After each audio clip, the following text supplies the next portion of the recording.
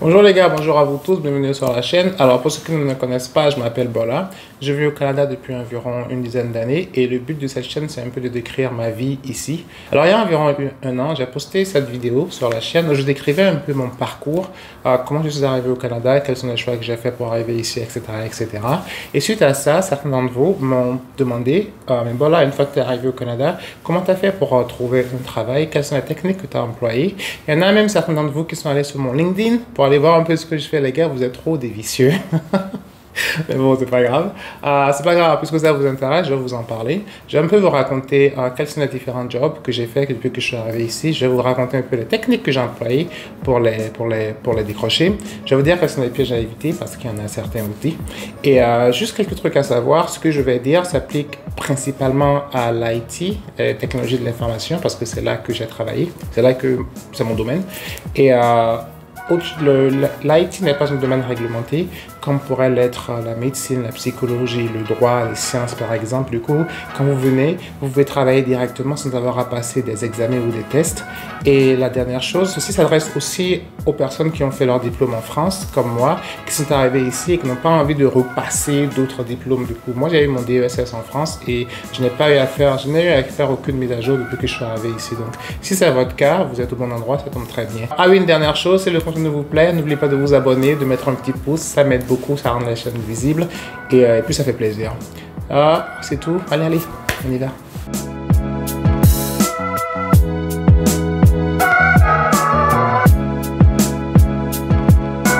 Alors la première chose que je voudrais dire, c'est que sur les réseaux, sur Facebook, sur les groupes internet et tout ça, on parle beaucoup de réseau. Quand on parle d'emploi et de Canada, on parle beaucoup de réseau.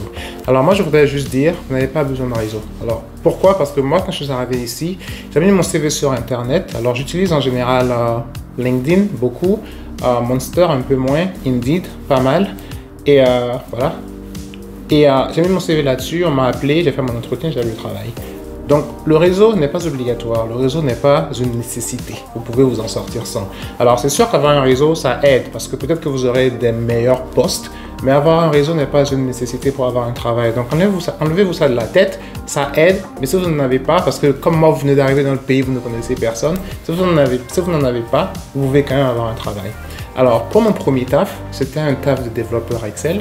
J'étais payé à 25 $ de l'heure. Alors, grosso modo, si vous connaissez un peu Excel, vous savez qu'il y a des tableaux, il y a des cellules, des choses comme ça. Et mon rôle était d'automatiser les tâches. En gros, lorsque vous faites plusieurs opérations manuelles, mon rôle à moi était d'automatiser ça. Et c'était payé 25 $ de l'heure, c'est pas énorme. Ça fait à peu près 700 $ par semaine, 2800 $ par mois. Et je l'ai fait pendant environ 3 mois. Aussi, lorsque vous venez ici, il faut savoir que dans 3/4 des cas, vous serez obligé de commencer plus bas que ce que vous faisiez en Europe. Donc, quand moi je suis arrivé, le travail que j'ai accepté, ce travail de développeur Excel, était beaucoup moins intéressant que ce que je faisais quand j'étais en France. Et moins bien payé, évidemment. Mais ça ne me dérangeait pas parce que mes frais étaient moins élevés ici, j'étais hébergé, je ne payais pas de loyer. Donc ça allait. En gros, premier travail, développeur Excel, plus bas que ce que je fais en France. Et un petit contrat de 3 mois. Maintenant, je vais vous expliquer ce que c'est qu'un contrat et comment ça marche ici, parce que c'est un peu différent de ce qui se passe en France. Alors, on a grosso modo 3 types de contrats. On a le CDI classique, comme celui qu'on connaît en France, qui est proposé par l'entreprise, l'entreprise vous paye. On a aussi le contrat d'indépendant. Alors, indépendant, c'est super pour l'agence de recrutement parce qu'en fait, il vous paye ce que vous devez, vous avez 20, 30, 40, 50 $ de l'heure, il vous les paye. Par contre, tout ce qui est déclaration d'impôt, vous devez le faire pour vous-même. Alors, par expérience, je sais qu'aujourd'hui, ils proposent des contrats à des nouvelles arrivants, des contrats d'indépendants à partir de 25, 30 $ de l'heure. N'acceptez pas ces contrats. Par expérience, un contrat indépendant devrait commencer autour de 45, 50 $ de l'heure. Pourquoi? Parce que ce genre de contrat occure des dépenses. Il faut que vous ayez une incorporation, c'est-à-dire grosso modo une société. Il faut que vous ayez un comptable.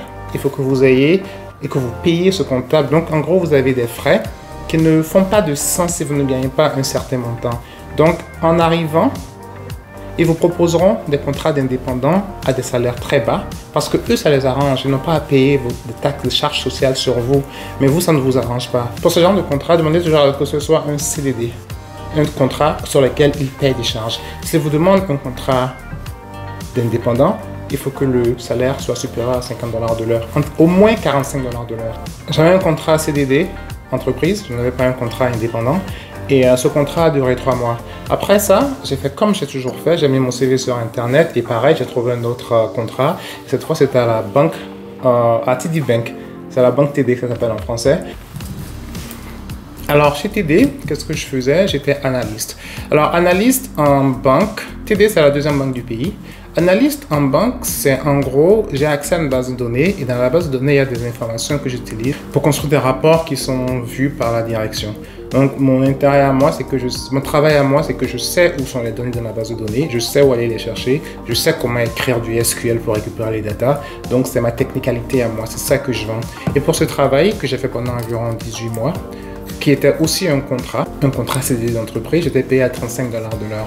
Et là, je voudrais un peu m'arrêter pour parler des tarifs horaires. Alors, qu'est-ce qui a fait que je suis passé de 25 dans ma précédente expérience dans une banque australienne à 35 dans la banque TD? Il n'y a pas vraiment de raison. Alors, avec l'expérience, on apprend que les tarifs horaires, ce sont des choses qui se négocient, mais vraiment négocient. Il n'y a pas vraiment de règles. Je pense même pas que l'expérience... il n'y a pas vraiment de règles de négociation. En gros, vous demandez ce que vous voulez. C'est-à-dire, moi, il y a des agences qui m'appellent et qui me disent « Oh, voilà, on a tel travail. Quel est ton tarif ?» Et je dis mon tarif. 45, 50, 60. Et elles me répondent « Oh, ben écoute, pour ce travail, le tarif est de 40 par exemple. » Et du coup, tu dis « Ok, d'accord, donnez-moi 40. » Donc, en fonction des clients qui appellent, en fonction des agences de recrutement qui appellent, ces boîtes ont toutes des budgets différents pour le même travail. Donc, il faut juste que vous donniez votre budget, ce que vous pensez que vous valez, et en fonction de ça, vous négociez. Ce n'est pas qu'ils vont dire « Ah non, vous êtes trop cher, on ne veut pas de vous. » Il y aura une négociation et à la fin, le salaire que vous allez demander est quelque chose qui vous convient. Si ça ne vous convient pas, n'acceptez pas. Parce que mon expérience à moi me prouve qu'il n'y a pas vraiment... Bien sûr, il y a un prix. Vous n'allez pas demander 1000 $ de l'heure, évidemment. Mais il y a une marge de négociation qui peut être vraiment importante. C'est-à-dire que moi, à l'époque, je gagnais 35 $ de l'heure. Pour le même travail, j'aurais pu gagner 45. Donc, c'est là que j'ai appris qu'en fait, la négociation, ça existe. Donc, une fois que le contrat à la TD s'est terminé, j'ai pris des vacances, je suis rentré au Bénin, je suis revenu et j'ai postulé encore une fois en ligne sur Internet. Ils m'ont appelé. Cette fois, c'était la banque BMO. Alors, la banque BMO, c'était à peu près le même travail. J'étais Delivery Analyst. En gros, c'est la même chose. Vous avez une base de données, vous devez récupérer des informations. Dans ce cas particulier, la base de données, elle servait pour le service comptable. Donc, en gros, je supportais la base de données des comptables. Si j'avais un problème, venez me voir. Et pour ce travail, j'étais payé 50 $ de l'heure. Alors, encore une fois, pourquoi je suis passé de 35 à 50? Parce que j'ai décidé que 50, ça sonnait bien. Honnêtement, c'est vraiment ça. Parce qu'il n'y a pas vraiment, comme j'ai dit tout à l'heure, il n'y a pas vraiment de logique, de raison derrière ça. J'ai négocié et j'ai vu que je pouvais obtenir 50, alors j'ai demandé 50. Et j'ai fait ce travail pendant environ 2 ans. C'était vraiment intéressant, c'était downtown, c'était super. Le problème avec les contrats, c'est que, comme en France, j'imagine, on ne peut pas les garder. On ne peut pas nous garder pendant plus d'un certain temps en fonction de la banque. Et à la banque BMO, ils ne pouvaient pas nous garder pendant plus de 2 ans. Du coup, après 2 ans, ils me proposaient un contrat à durée indéterminée cette fois. Mais le salaire était ridicule, c'était environ 35 000 $ par an. Du coup, j'ai refusé parce que je pouvais faire beaucoup plus ailleurs. Du coup, je suis parti. Et après ça, je me suis retrouvé dans une boîte d'assurance. Pareil, j'ai postulé, on m'a appris. Et cette fois, mon salaire, tout ça, ce sont des contrats, by the way. Tout ça, ce sont des contrats. Et ils m'ont demandé comment je voulais, j'ai dit 60. Pareil, même logique. Pourquoi 60? Parce que, écoutez, je voulais 60. Et je trouvais que 60, ça sonnait bien. Je trouvais que 60, c'était bien. Donc, j'ai demandé 60. On a négocié parce qu'au début, ils voulaient me donner 45. Pardon, 55. Donc, on a négocié jusqu'à 60. Et voilà comment j'ai pu passer de 25 à 60 en l'espace de 4 ans. Parce qu'avec l'expérience, tu comprends que, écoute, négocions, demandons toujours plus, puisqu'on peut obtenir plus. En gros, la vérité, c'est que le budget est disponible et vous pouvez toujours obtenir plus. Vous pouvez toujours essayer d'obtenir plus. Il n'y a pas de mal à essayer. Et des fois, c'est couronné de succès. Donc, voilà comment je me suis retrouvé à la société RSA, où je suis resté environ 2 ans et demi, un an et demi chez RSA. Alors, RSA est une boîte d'assurance british. Donc, voilà. Donc, en gros, ce sont les jobs que j'ai obtenus quand je suis arrivé ici. Comment j'ai fait? Tout simplement en mettant mon CV sur Internet et en postulant. Et je parlais des pièges à éviter. Le piège principal à éviter, c'est n'acceptez pas de contrat indépendant qui requiert donc une création de boîte. si le salaire n'est pas au moins à 45 $ de l'heure, parce qu'en dessous, vous n'allez pas y gagner. Et je le dis parce que je vois beaucoup d'annonces qui passent où les recruteurs demandent effectivement des contrats d'indépendants à 30-35 $ de l'heure. Ne faites surtout pas ça, ça va vous ruiner, ça ne sert à rien. Donc voilà quoi. Donc tout ça, toute cette partie de ma carrière à Toronto, c'était principalement des contrats. Alors l'intérêt des contrats, c'est qu'on gagne beaucoup. L'inconvénient des contrats, c'est qu'on n'a pas d'assurance, on n'a pas de mutuelle. Et quand on va à la banque pour faire un prêt, pour acheter un logement par exemple, au lieu de prendre votre revenu annuel, ils prennent votre revenu sur 2 ans. Ils prennent votre revenu et ils prennent votre revenu sur les 2 dernières années. Alors le problème avec les contrats, c'est que comme je vous l'ai dit, mes contrats durent environ 1 an et demi. Donc si je fais 1 an et demi à disons 100 $ de l'heure, ils vont prendre ces 100 $ de l'heure sur 18 mois et vont les lisser sur 24 mois pour avoir mon revenu mensuel. Et ça, ce n'est pas intéressant parce que quand ça arrive, j'espère que je ne vous embrouille pas trop. Quand ça arrive, en gros, c'est comme si vous gagnez moins. Parce que le revenu que vous avez gagné est étalé sur une période plus longue. C'est que vous gagnez moins. C'est pas important en tant que tel, mais si vous voulez acheter une maison, ça devient très important parce que votre revenu mensuel est important pour votre emprunt. Quand ils lisent votre revenu mensuel sur une période plus longue, il baisse. Donc, votre capacité d'emprunt, elle baisse.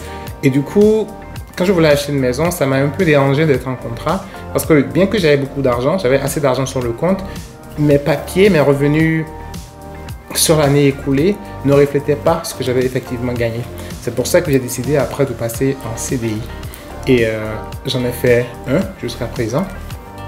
Et je l'ai fait chez Intangent, qui est une boîte de consulting. Donc, ce que je fais aujourd'hui, c'est en gros, j'aide ma boîte elle vend des logiciels en gros, et j'aide ma boîte à configurer les logiciels pour nos différents clients. C'est super intéressant parce que ça me permet de beaucoup voyager, j'ai des clients aux États-Unis principalement, et du coup, je fais beaucoup d'allers-retours entre le Canada et les États-Unis pour aider les clients à configurer, à installer. C'est intéressant pour moi parce que c'est toujours la même technologie qu'on utilise, la technologie de base de données, ce que j'ai fait en IT.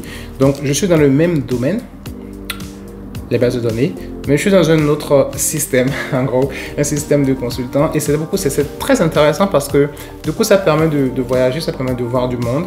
Et c'est un métier que j'aime beaucoup parce que à la base, bien que je fasse de l'informatique, je ne suis pas le genre de type qui aime bien s'asseoir devant son PC de 9h à 18h et puis parler avec ses codes, quoi. Ça ne m'intéresse pas.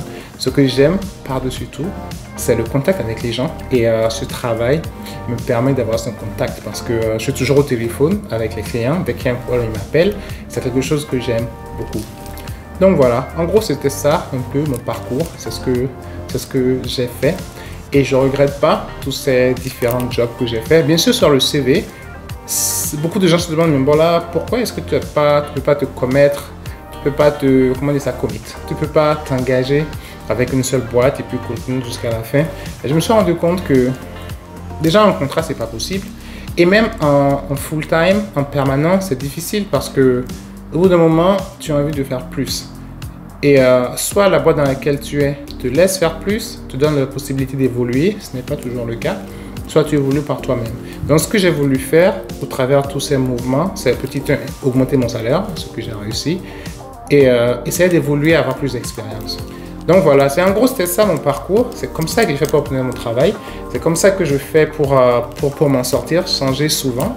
Et le marché du travail est assez dynamique ici, donc je pense que vous n'aurez aucun problème. Si vous arrivez, vous êtes en IT, vous n'aurez aucun problème à trouver quelque chose. Le seul ennui que vous aurez, c'est qu'au début, vous aurez peut-être un travail qui ne paye pas beaucoup, mais comme je vous ai dit, ça marche beaucoup avec des contrats et rien ne vous empêche. La négociation est toujours possible, rien ne vous empêche de le faire et souvent vous allez gagner quelques dollars ici et là, ce qui à la fin fait une grande différence. Donc voilà, je pense que c'est tout pour aujourd'hui. N'hésitez pas si vous avez des questions, mettez-moi tout ça en bas. J'espère que le contenu vous a plu. Si c'est le cas, mettez un petit pouce, abonnez-vous. Et moi, je vous dis à la prochaine dans une vidéo. Ciao.